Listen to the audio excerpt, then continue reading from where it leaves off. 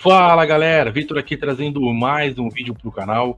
Hoje para tratar de um assunto um pouco diferente de Lakers, hoje para falar de Cooper Flag, desse assunto que está quente, um assunto que é até difícil ficar um pouco alheio, né?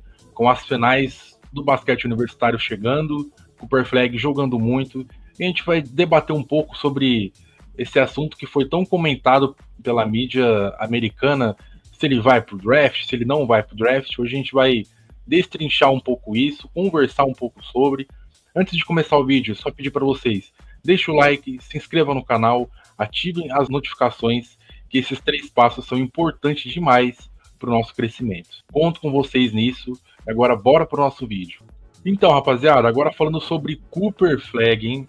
Um assunto aí que está na boca do povo, assunto muito quente na mídia americana, já que está chegando na reta final ali do basquete universitário, né?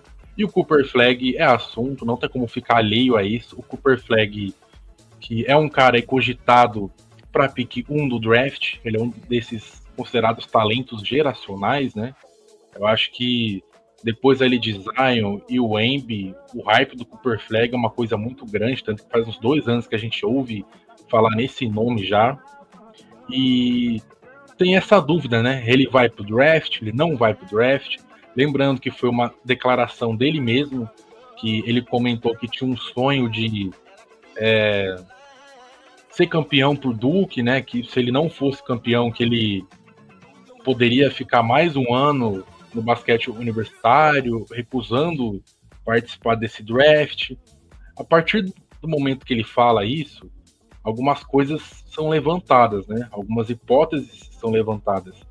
Mas antes de falar disso, eu acho que uma coisa que impacta nessa possível decisão dele é o fato que, alguns anos atrás, jogadores universitários não recebiam de patrocinadores, não recebiam salário de coisas extra-quadra. E isso mudou.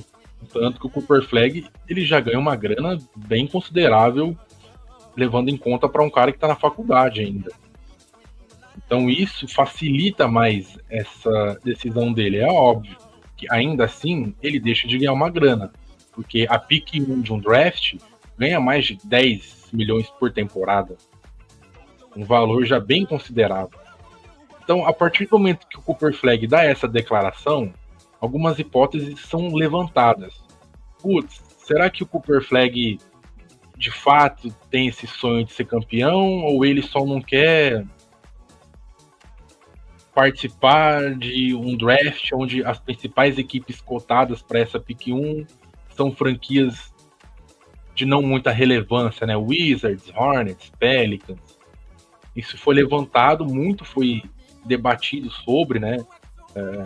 Uma parte entende, até acha isso normal, tem uma parte que fala, pô, que cara covarde, né? Digamos assim. Se ele é o cara mesmo, ele tem que topar o desafio de ir para um Washington, de ir para um Hornets. Falar para vocês que eu sou mais dessa linha. Eu entendo esse ponto dele, né? Esse receio, se é que é isso mesmo, mas tem rumores de diversas fontes, de diversos lados, que de fato um dos fatores que poderia fazer ele ficar no college por mais um ano, aliás, na universidade por mais um ano, é esse fator que ele não queria ir para uma franquia do tipo Wizards, do tipo Hornets. E eu acho que, cara, você não é o cara, você não é um talento geracional, encara isso e vai lá e muda o rumo dessas franquias. É isso que eu penso. Não sei o que vocês pensam, inclusive deixem nos comentários que eu vou estar lendo, que eu vou estar respondendo. Mas é complicado. É complicado porque, como eu falei, eu entendo esse lado dele. Pô, quem não queria o próprio Embi, né? Que ele já caiu no Spurs, que é uma franquia de um pouco mais organizada, de um pouco mais tradição.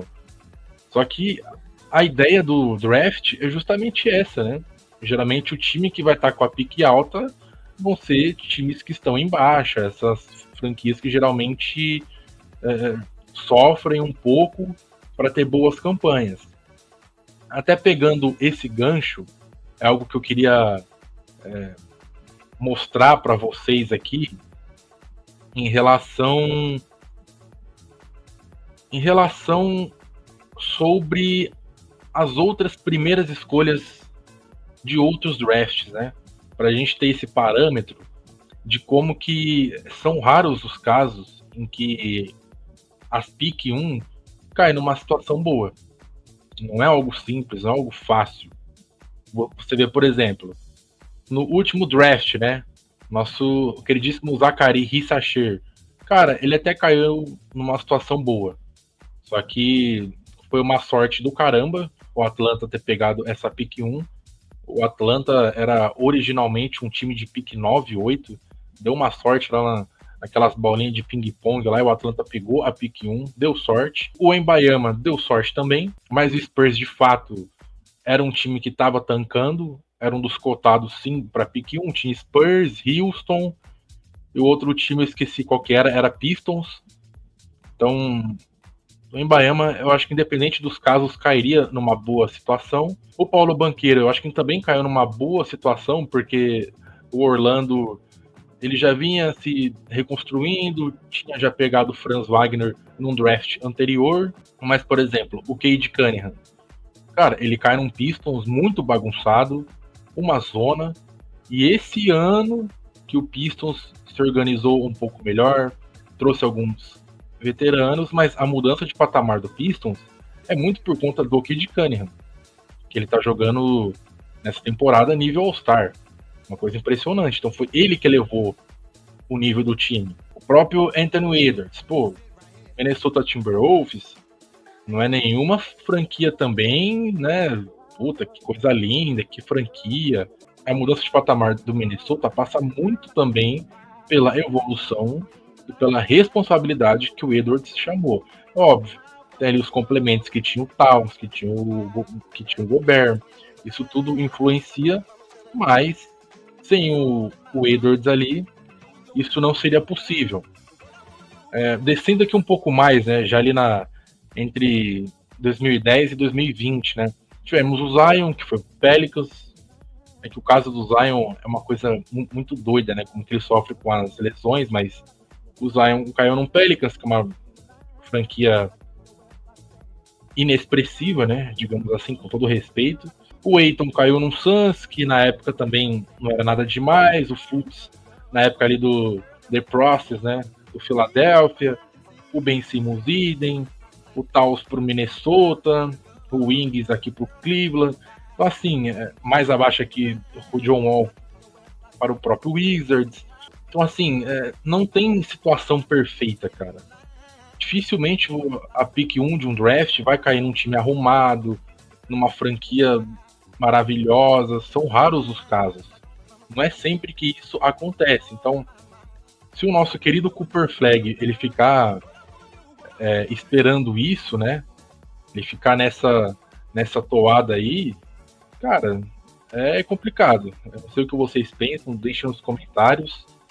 Mas se eu sou ele, independente disso, independente se ele for campeão ou não lá por Duke que é um dos favoritos, tá na reta final, o Duke tá na semifinal ali, digamos assim, é um dos favoritos para ser campeão. Eu acho que vai ser campeão o Duke, porque inclusive o Cooper Flag, que na temporada tem 18 pontos de média, quase 19, 7 rebotes e meio, 4 assistências, é um cara eficiente, ele é de fato, ele cumpre o que se fala dele, né? Que é um cara muito completo dos dois lados da quadra. Ele tá fazendo por onde, inclusive nesses playoffs ele também tá jogando muito bem, com jogos aí de quase 20 pontos, rebote, bola de 3, é um cara completo, e que na defesa é um cara que entrega muito. Então, assim, se ele é esse cara, se ele tem esse nível de talento, cara, vai para cima. Eu caí no Wizards. Fazer o quê? É chato cair no Wizards? Óbvio.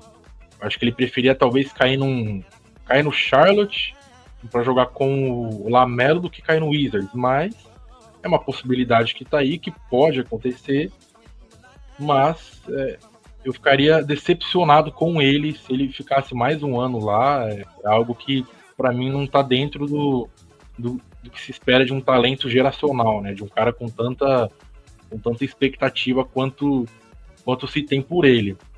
Até uma coisa que eu tenho dúvida, que eu procurei aqui para saber sobre, mas eu não achei, né? Como que funciona a questão se ele pode se retirar do draft depois que sair a loteria? Eu não sei como funciona isso, seria uma sacanagem. Por exemplo, ele tá no draft, aí saiu o sorteio lá da loteria, o Wizards em primeiro, aí ele retira o nome dele do draft. Pô, é uma sacanagem com o Wizards também, né? Coitado lá dos caras de Washington. Então tem essas peculiaridades que eu ainda não consegui achar algo concreto sobre, mas que é uma coisa que a gente tem que ficar de olho, né? Para ver qual vai ser esse futuro do Copper Flag, que dependendo do time que ele cair, muda toda a liga, né? Muda todo o ecossistema da liga, porque, repito, desde Zion e o Wembanyama, o hype dele, a expectativa dele é uma coisa até que equivalente ali.